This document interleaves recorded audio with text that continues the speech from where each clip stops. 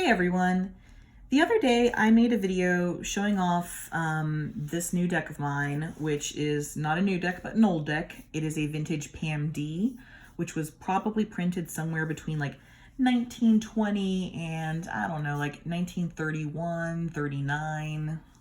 It's currently something being researched. So it is an old deck. But I did have a couple people private message me to ask, like, hey, is this one of these other decks? Because they saw this back, this Crackle finish back, and thought, oh, I've seen that deck before, which totally makes sense. I would have done the same thing too.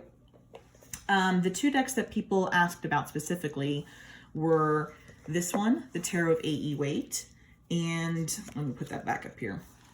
It also has Crackle backs. The other deck that people asked about was the study deck that you can get on Make Playing Cards. And it too has Crackle backs. Let me grab one of those. Looks a little bit like that. Yeah, so that totally makes sense. Another few people asked if I would be open to doing comparisons between this vintage deck here and perhaps a Centennial deck. Which is supposed to like go back to the, the root, right? Or perhaps this, this PMD and the next official version of the Rider Tarot deck to come out, which would be your Blushing Fool. And I think all of those are fantastic ideas, and I'm totally going to do them all because content. Yeah. Today though, I actually wanted to start that, I guess, little baby series by comparing this D to the study deck by Make Playing Cards. And that is because the study deck by Make Playing Cards is, I feel, a fantastic option that is very much underrated by the community. The study deck is not something that is commercially available. You do have to purchase it as a print on demand through Make Playing Cards, makeplayingcards.com. And this deck got started because a fellow in Korea, Parkson Kwok, wanted a very authentic deck from which to base his studies off of. He wanted to be able to see like all the colors and the line work that Arthur Edward Waite would have approved for this particular deck. So he found some scans that a collector, Kenji Ishimatsu, in Japan had made available. Kenji actually owns Pam A, B, C, and D. And he also got Saskia Jensen's scans of her Roses and Lilies deck. And he put all of those available for the public to see on his website, which is an amazing resource.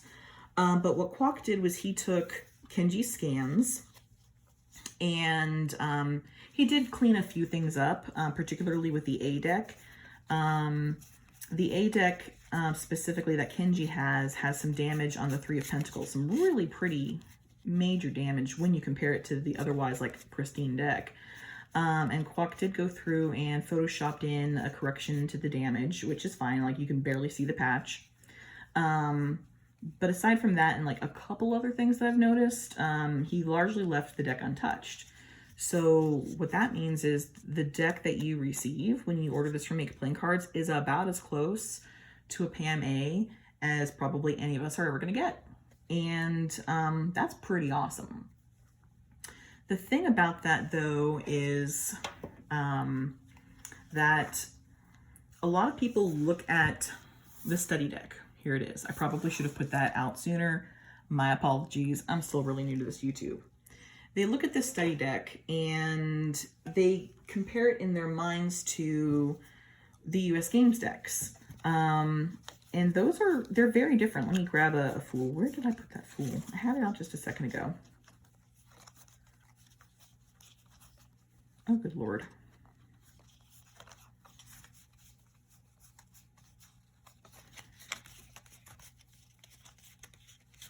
Oh, shoot. You should always do this. Get your cards arranged before you shoot a video, right? So a lot of people look at the study deck and they compare it to this. And when you look at the study deck and compare it to a vintage even US Games deck, yeah, it looks different. Like this deck looks darker. It doesn't look as vibrant. But that's Pam A. This deck is using 1970s printing technology. It's doing things very differently as far as laying down the color. And I think that does actually make the cards lighter and brighter. But I think that on its own, when you actually think about how this would look like an actual original Pam A, this study deck does a pretty good job. And I think that that becomes very evident when we take a look at this A deck and compare it to the vintage deck. Let me see if I can't get some glare off that a little bit. I don't know if that helps. All right. But as we can see when we look at the study deck and this Pam D, the tones are a lot closer.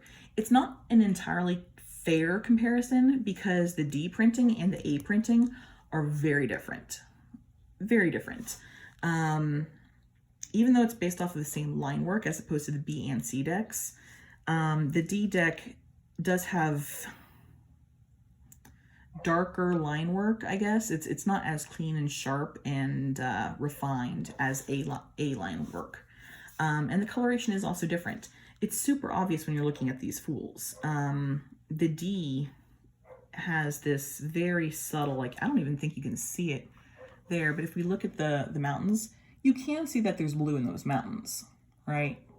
It's just laid it down very faintly on the D deck, whereas it's very, very obvious on the A deck. So there are differences with coloration, there's differences with line work, but when you overall look at the cards, right, you can see that we're in the ballpark. And I think that that shows us just what a fantastic resource that study deck is.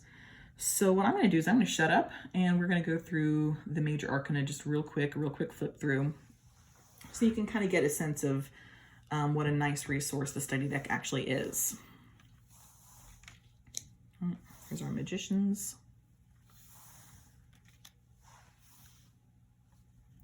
What I'm looking at here is I'm seeing that a lot of tones are similar. Things are about the same, like yellows are about the same, blues are about the same, reds are about the same. Unless you look at a card like this where I've clearly got a lot of acid damage to it and the whole thing's like dark as all get out. Same with this Hierophant. The Hierophant was also very acid damaged. All right. But I mean, like, look at those levers. Those are remarkably close, even though there's very different printing processes for both the D deck and the A deck. Like I mentioned in my last video, this A deck, it's all this dot printing. Like, take a look at like the Eve figure there especially. Can you see how her skin tone is made up of overlaid dots of basically like yellow and red? The A deck used line lithography. So instead of dots, that effect is created through laying down like little lines of color. Which weirdly enough gives it a little bit of a more refined look overall, in my opinion. But overall, the tones are really, really close.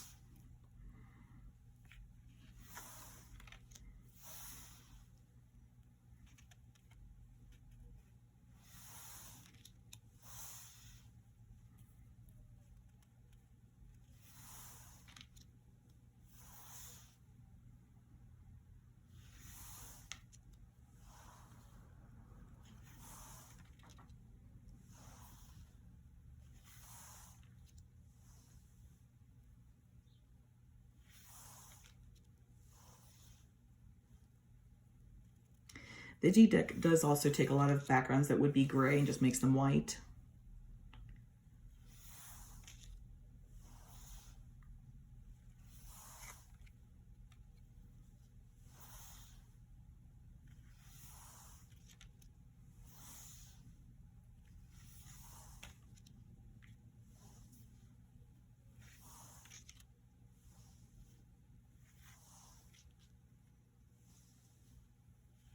Oh, I guess that's it.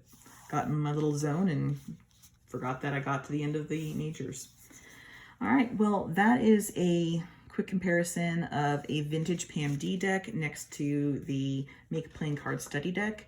I've got a link to the Make Playing Card Study deck below.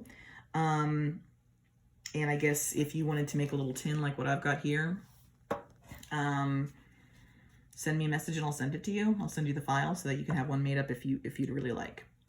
All right. I hope you enjoyed this quick flip through and comparison, and enjoy the rest of your day.